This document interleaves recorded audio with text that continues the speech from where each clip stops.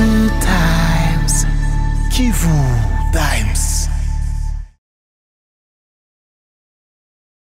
La MONUSCO, à travers sa section de communication stratégique et information publique, a organisé un voyage de presse dans la partie sud de la province du Sud Kivu depuis mardi 27 septembre 2022.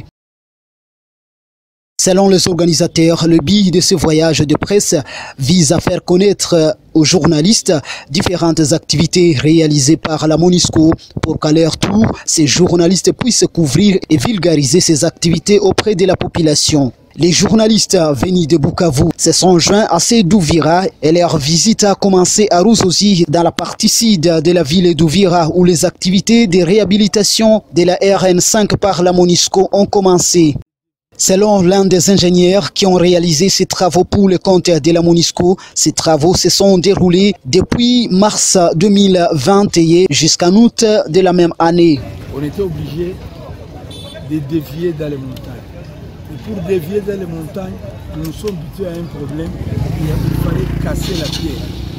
On a trouvé que la montagne était couverte de la pierre. Bon, l'eau a couvert la montagne de la pierre. Alors on était obligé de dynamiter.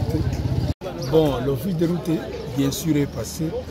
Il nous a épaulés, mais il n'avait pas les équipements que nous, on avait. Nous, on avait de grands équipements, malheureusement, qui sont maintenant stockés à Baraka. L'office de route n'est pas descendu avec les équipements que nous, on avait. Ici, M. Moïse Siméon, agent de la MONUSCO, parle de l'intérêt de cette route à la population d'Uvira et Fizi. La MONUSCO, dans le cadre de ces opérations de protection, sur demande de la population et des autorités, a trouvé bon de compléter les travaux de l'office de route afin de résoudre le problème, d'une part, de transport,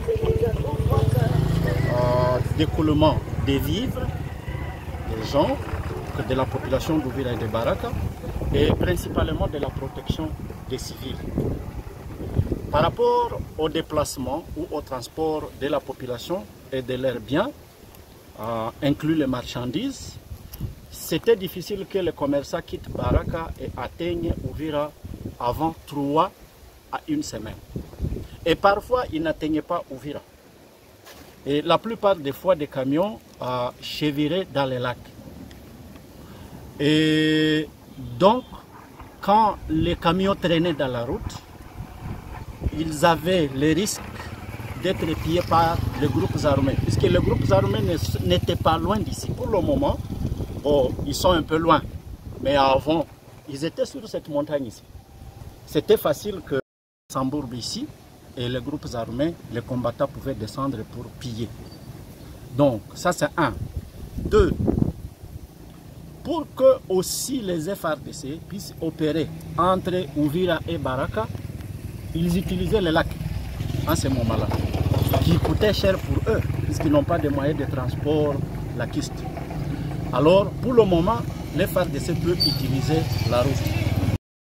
Les habitants de Katongo ont témoigné le bienfait de cette réhabilitation faite par la MONUSCO, des activités qui ont complété celles réalisées par l'Office des routes. Auparavant, la route n'était pas de cette forme, mais après la réhabilitation, voilà, nous voyons la route. Et là, au tronçon de Luanga, là, il y avait beaucoup de ça ne va pas. Et à chaque fois, il y avait toujours des camions qui se couraient là. On a trouvé que c'était toujours à largeur de la route qui était très minime. Mais avec l'arrivée de la MONUSCO, ils ont essayé de grandir la route et à présent ça va. Des transporteurs contactés sur place reconnaissent l'importance des activités réalisées par la MONUSCO sur la route nationale numéro 5. Néanmoins, ils demandent au gouvernement congolais et ses partenaires de rendre meilleure cette route d'importance capitale. Le gouvernement congolais et la MONUSCO ont un peu aidé. Ils ont aidé parce qu'il y a l'accessibilité des véhicules et les piétons, les motos, les véhicules, les vélos et consorts. Maintenant, la route encore est menacée par ces lacs et même Tanganyika. Donc le gouvernement congolais a beaucoup de choses à faire pour que cette route soit la meilleure route qui mérite le pays comme la RDC.